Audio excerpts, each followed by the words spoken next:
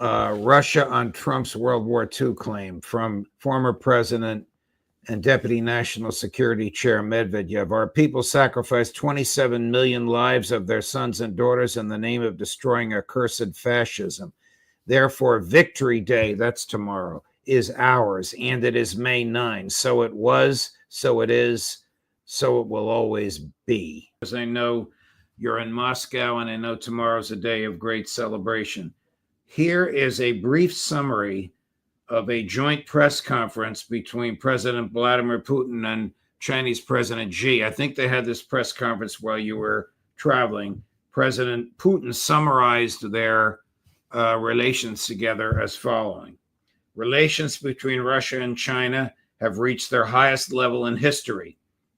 Large Chinese manufacturers of microelectronics, automobiles, and household appliances will increase their presence in the Russian market. Russia and China have built a reliable system of mutual trade protected from the current global situation. All foreign trade transactions between Moscow and Beijing are carried out in national currencies. President Putin announced plans to significantly increase bilateral trade between Russia and China by 2030. Here's the last one. Russia and China suffered the greatest losses in World War II and are now closer to each other than they have ever been. Are you surprised at any of this? Of course not, Judge. This is what happened today exactly. When they started talking, I was on my way from the airport to my place in Moscow. So that's the kind of entrance or arrival, right? I had to be here this day, today and tomorrow, because this is way beyond historic for two reasons, and they are interconnected. Number one is the victory against Nazism and fascism 80 years ago, where the Soviet Union were the number one actor. Whatever the West, the collective fragmented Can I just stop you for a minute and tell you the names of two people who agree with everything you just said?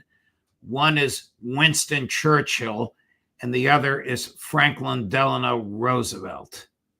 Thank you, Judge. Thank you, Judge. We don't need anything else, right?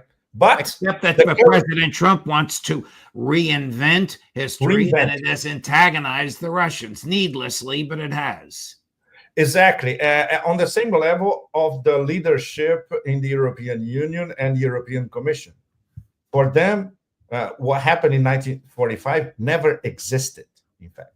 So this is where we are in terms of the moral devastation of the fragmented West. So this is reason number one for May 9th. Just to give you an idea, just now it's 10 minutes to midnight in Moscow. Everybody is asleep.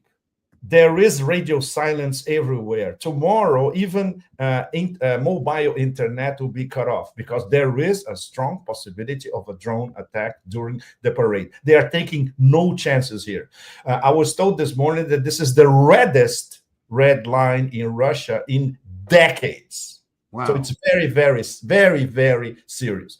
So this is reason number one. Reason number two is what happened this morning at the Kremlin. When Xi Jinping came to visit Putin, this was the first of their meetings. They have another one. There was a gala dinner tonight. That was, of course, more relaxed. But tomorrow and the day after, they're going to have another long meeting. This one today was picking up from their meeting 2 years ago. I'm sure our audience remembers very well when Xi, at the end, when Putin was taking Xi out of the Kremlin, Xi Jinping said, "We are facing changes that we have not seen in 100 years, and we are at the forefront. We are driving them." And Putin said, "You're absolutely right." So they're picking up. This is where they are at the moment. These are the two big powers driving the changes. You know, I've been saying this for weeks. It would have been wonderful if President Trump had flown to Moscow, showed up at the victory parade, congratulated the Russians, and then stayed for a week and negotiated with Xi and Modi and Putin for the grand political, geopolitical, and economic reset between the great powers. But it doesn't appear as though that's going to, unless he's secretly flying to Moscow now, it doesn't appear that that's going to happen. You're absolutely right, Judge. This would have been the new Yalta. And many of us independents in the US and across the global South, we were expecting, okay, this has to happen. It's the only chance to have a reset of international relations and the grand chessboard and going towards a more rational territory. Unfortunately, President Trump didn't pick up. It was up to him to pick up the opportunity. Chris, but, yes, go ahead. Sorry, go ahead. No, please continue, Pepe. My apologies. So the fact that they met today, picking up on the changes that never happened in this past 100 years. They are forging this new system of international relations. They are at the driver's seat.